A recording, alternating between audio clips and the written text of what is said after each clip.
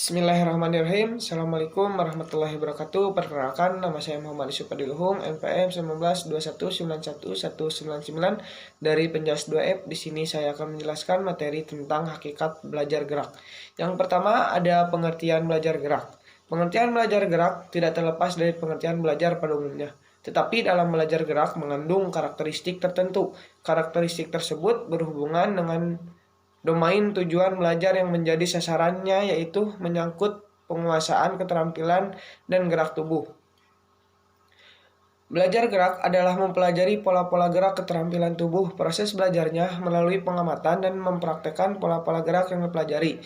Intensitas keterlibatan unsur domain psikomotor yang berarti juga domain fisik. Hasil akhir dari belajar gerak berupa kemampuan melakukan pola-pola gerak keterampilan tubuh.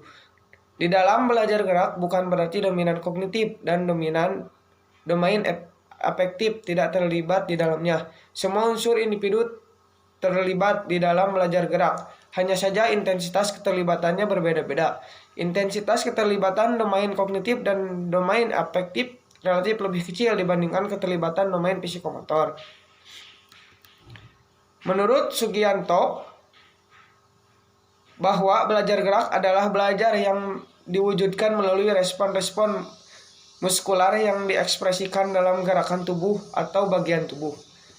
Menurut Rusli Rutan Adang Suherman menyatakan ada 3 indikator gerak terampil, yaitu efektif, efisien, dan adaptif. Yang pertama, efektif artinya sesuai dengan produk yang diinginkan, dengan kata lain produk oriented. Yang kedua, efisien artinya sesuai dengan proses yang seharusnya dilakukan, dengan kata lain proses oriented.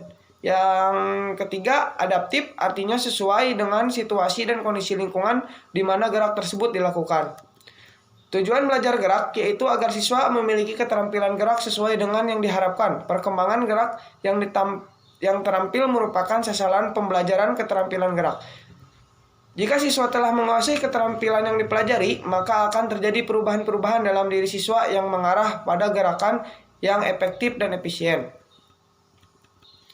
Yang selanjutnya ada konsep gerak.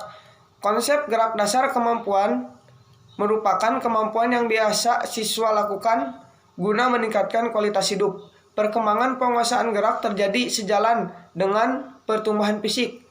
Pada masa awal dan pembentukan pola gerak dasar tersebut meliputi berjalan, berlari, melompat, dan meloncat. Kesalahan pada gerak dasar yang tidak dikoreksi akan merugikan anak tersebut dan akan bersifat menatap dan sukar untuk dirubah. Kerugian tersebut meliputi tidak efisiensinya gerakan, buruknya mekanika pada saat penampilan, kemungkinan terjadinya cedera lebih besar, pengeluaran energi lebih besar, atau pemborosan energi.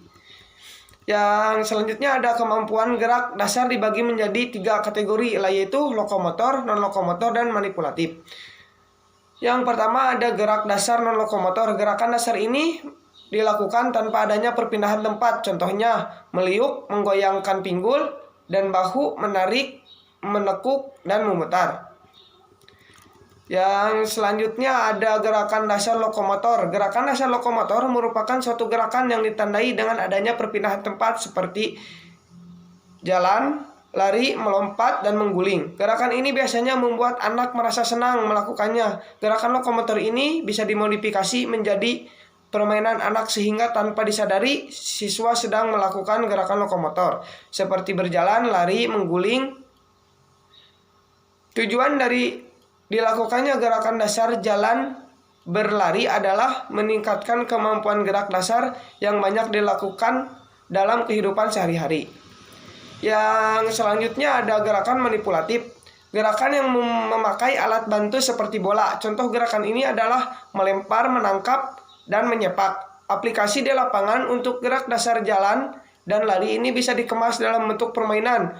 Guru harus lebih jeli memilih permainan yang akan dilakukan oleh anak-anak sehingga menjadi aktivitas yang menyenangkan, menyegarkan, dan menyehatkan. Kemampuan manipulatif lebih banyak melibatkan tangan dan kaki, tetapi bagian lain dari tubuh Kita juga dapat digunakan pola-pola gerak dasar berkat pengalaman gerakan pada masa kanak-kanak akan menentukan kualitas gerakan karena pada masa kanak-kanak selalu didorong bergerak dengan gerak dasar yang benar.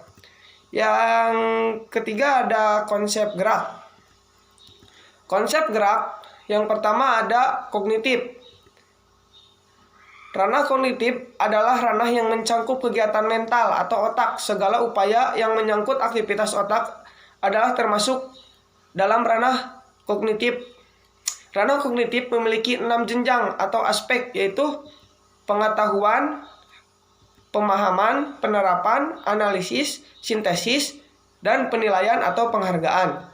Tujuan aspek kognitif berorientasi pada kemampuan berpikir yang mencakup kemampuan intelektual yang lebih sederhana, yaitu mengingat, sampai ada kemampuan memecahkan masalah yang menuntut siswa untuk menghubungkan dan menggabungkan beberapa ide, gagasan, metode, atau prosedur yang dipelajari untuk memecahkan masalah tersebut.